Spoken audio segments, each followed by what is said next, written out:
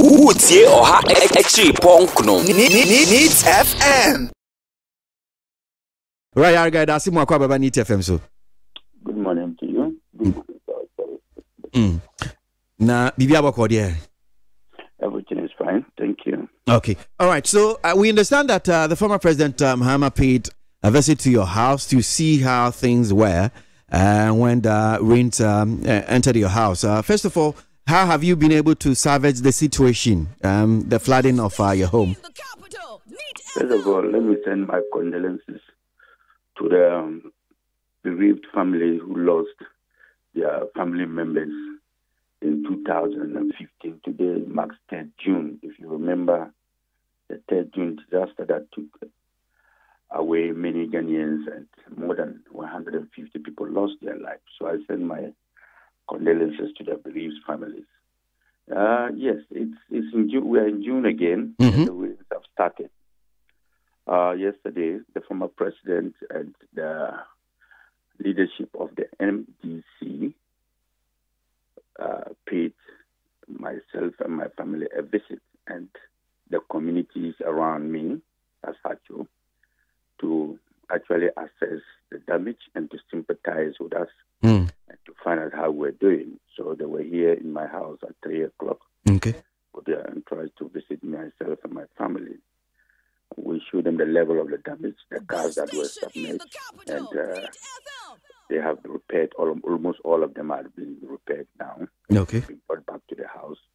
We also took him to the gutter and to the streams around the place and showed him that over 2 years, these gutters have not been desilted. They are major gutters. And I live 4 blocks away from the current Speaker of Parliament. That is Right Honorable Michael Aaron Quay.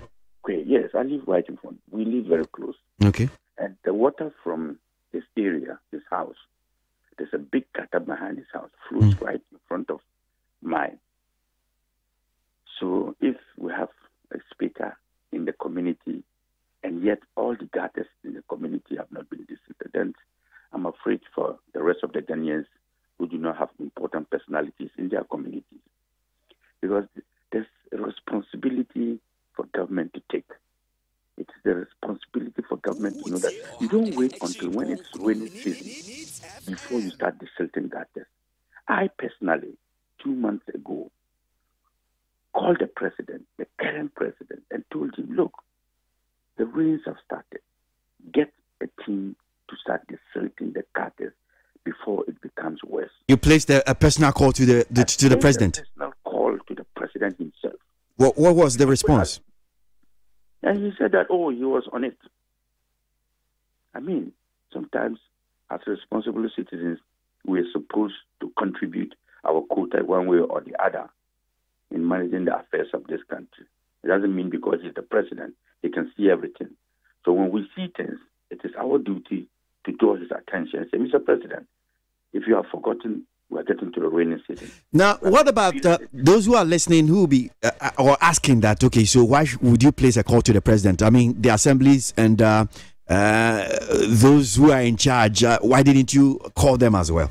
Because he's the leader of the country and all the assembly members are under him, not under me.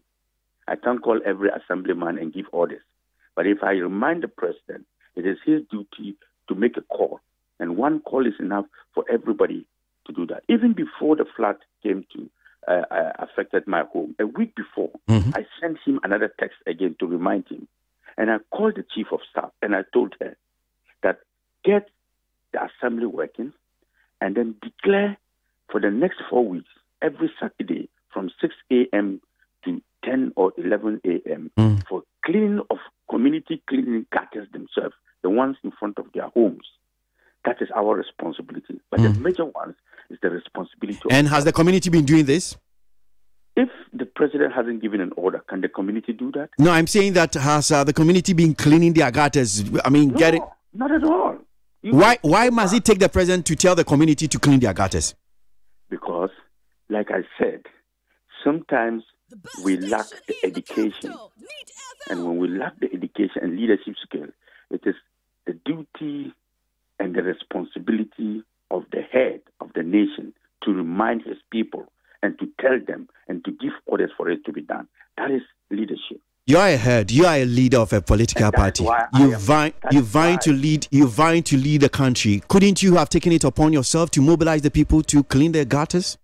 I cannot mobilize Ghanaians to clean the whole country's gutters. But a call from the president is enough. And that was the reminder I made to him.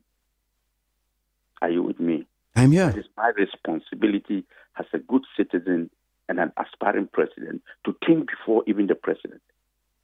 And you don't think that as an aspiring president, you can't mobilize the people. You don't have to gather them and say, look, this is our community. We'll live here. When, the rain comes and it floods, it will get into our home. So let's clean our own gutters. My community alone is not enough to make sure water flows to the right place. Now, the Odana River or dam, the lagoon, these are places where the water flows to, these particular dams. And if the president doesn't even know, or the community are not aware, we can use the lagoon there and create a big dam to generate power instead of putting rubbish inside.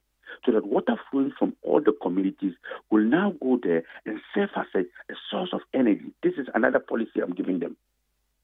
You see, it doesn't mean because you are president you know everything. People must help you, and some of us are trying to do that.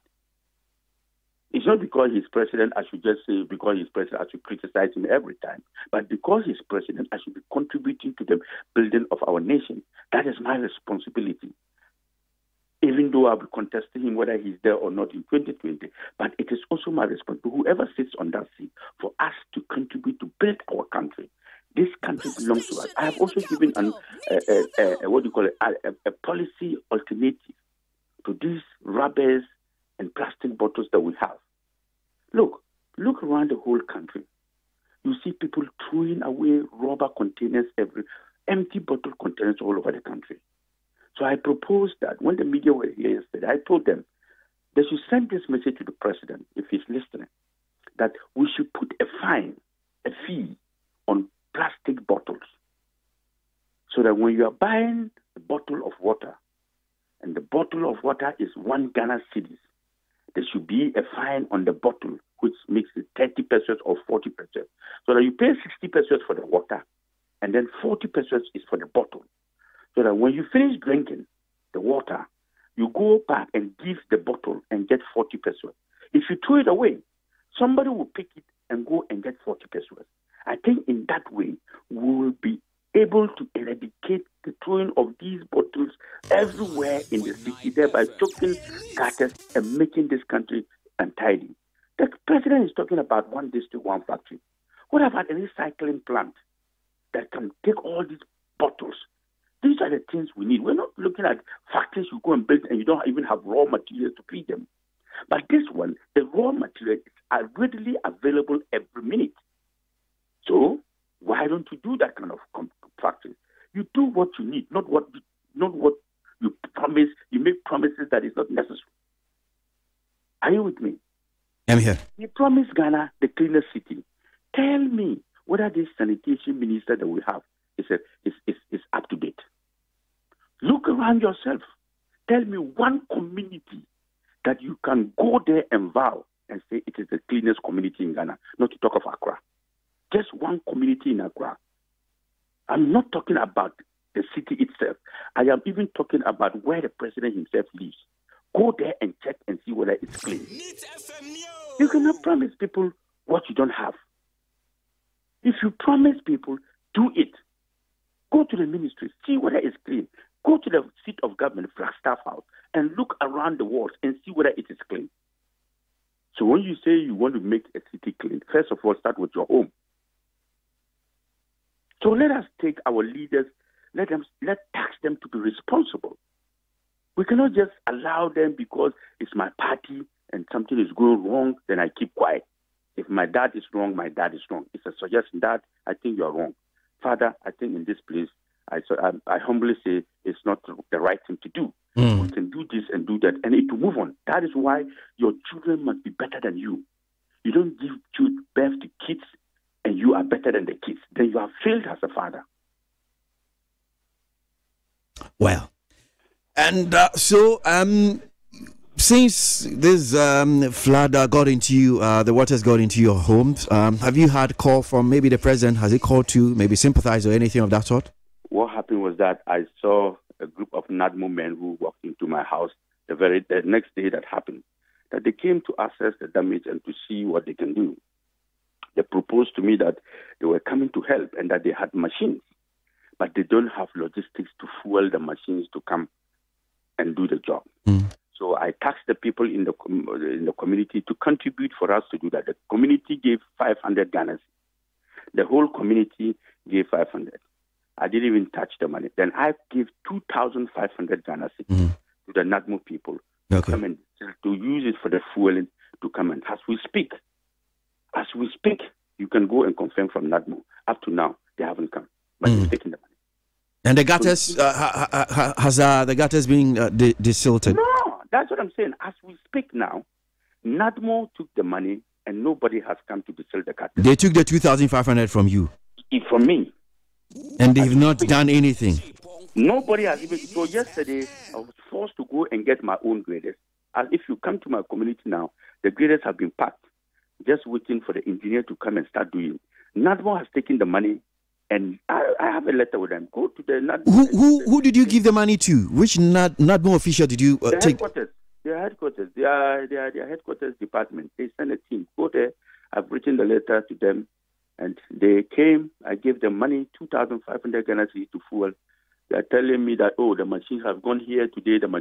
I said, look, it is 2 weeks now since this disaster happened. And every day you are telling me the machine has gone here. You could have just allowed me to do my things, at least with my 2,005 and the 500 from the community. If I add another 2,500, which makes it 5,000 Ghana, I will get my gutter distilled. Meanwhile, I'm paying taxes to government, and everybody in this community pay taxes to government. Yet government cannot use our money to desilt our gutters, which is the responsibility of government. So this government is not serious. They're not serious. No. They want people to die for them to come out and sympathize with them. Nobody will die in this country again, inshallah. By the prayers we have done in this Ramadan, we have prayed that Ghana will not lose any soul for anybody to come and sympathize. We will do what we have to do as citizens and ignore this government and make sure that our communities are clean. And as we speak, I'm using your medium to tell everybody listening to NEET FM this morning, take a bold step and get out of your house, clean your gutters. Don't wait for this government to come and do anything, because this government does not exist. They will never even come. They will never bother. They don't care about you. Take your responsibility in your own hand. If not, your children will suffer, your wife will suffer, your families will suffer, and your community will suffer.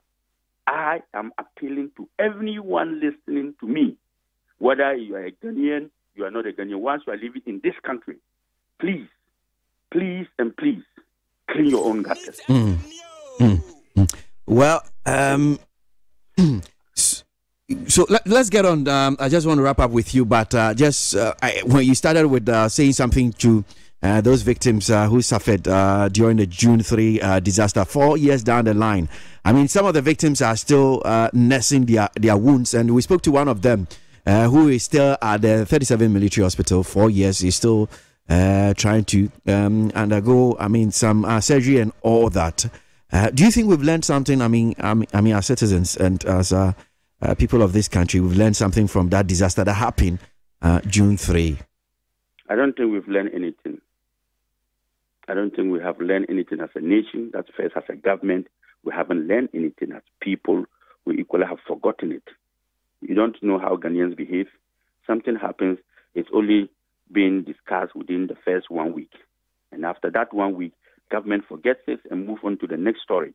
The people forget this and move on to the next story. And then until it repeats itself again, then we go back again.